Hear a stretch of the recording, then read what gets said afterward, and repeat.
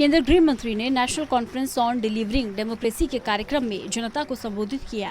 उन्होंने पीएम मोदी के 20 साल के कार्यों के बारे में जानकारी दी। अमित शाह ने कहा कि हमारी पहचान काम के आधार पर होनी चाहिए। पीएम मोदी की नीतियों को जनता बेहतर तरीके से जानती है। अमित शाह ने कहा कि अनपढ़ों की फौज लेकर कोई राष्ट्र विकास नहीं कर सकता। मुझे ट्रोल किया गया, लेकिन फिर बोल रहा हूँ, ये अनपढ़ों के खिलाफ नहीं है, लेकिन अनपढ़ों को पढ़ाने की जिम्मेदारी शासन की होती है। पीएम मोदी ने इसलिए बेटी बचाओ बेटी पढ़ाओ की मुहिम चलाई। आज गांव के अंदर विकास पहुंच रहा है। मुझे अभी ट्रोल किया गया था, मगर मैं फिर से बोलना चाहता हूँ कि अनपढ़ों की फौज लेकर कोई देश विकास नहीं कर सकता। उसको पढ़ाने की जिम्मेदारी शासन की है, वो तो विक्टिम है।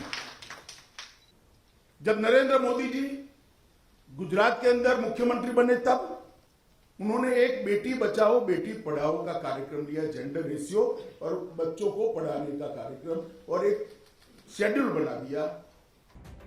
गृह मंत्री अमित शाह ने आगे कहा, सभी को सोचना चाहिए कि पहचान जाति पर आधारित ना हो, बल्कि सिद्धियों के आधार पर हो। 60 के दशक के बाद और खासकर 2014 तक देश की जनता के मन में सवाल था कि बहुपक्षीय संसदीय व्यवस्था सफल हो सकती है क्या?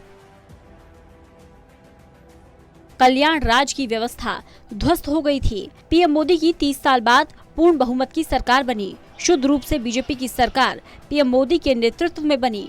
कई लोगों के पास बड़ी बड़ी डिग्रियां होंगी, लेकिन पीएम मोदी एमए हैं। उनको पंचायत चलाने का अनुभव नहीं था। वे 2001 में मुख्यमंत्री बने। 2014 तक ये कल्याण राज्य या तो राम राज्य की परिकल्पना ध्वस्त हो गई। जनता के मन में एक आशंका आ गई थी कि कहीं हमारी बहुपक्षीय लोकतांत्रिक संसदीय व्यवस्था फेल तो नहीं हो गई, वो परिणाम नहीं दे रही। बड़े धैर्य से जनता ने फैसला लिया और प्रधानमंत्री नरेंद्र मोदी को 30 साल के बाद पूर्ण बहुमत के साथ इस देश का शासन सौंपा। 2001 में भारतीय जनता पार्टी ने एक फैसला किया कि श्री नरेंद्र मोदी गुजरात के मुख्यमंत्री।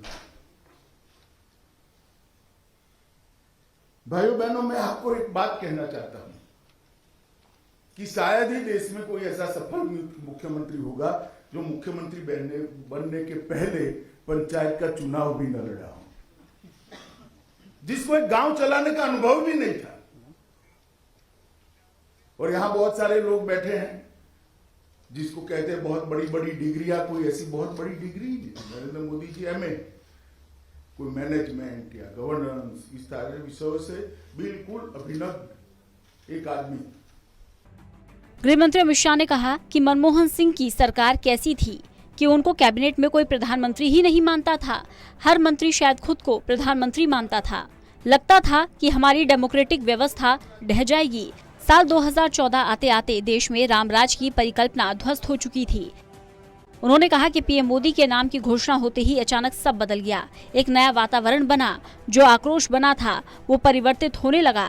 देश के गौरव को बढ़ाना भी है तो उसके आज के स्वरूप के आधार पर आकलन, सुरक्षा देनी हो, संस्कृति बढ़ानी हो, ये भी देश की जरूरत होती है। शाह ने कहा वो ट्रोल हुए, लेकिन फिर भी कहेंगे पीएम मोदी देश के पासपोर्ट की वैल्यू को बढ़ा चुके हैं।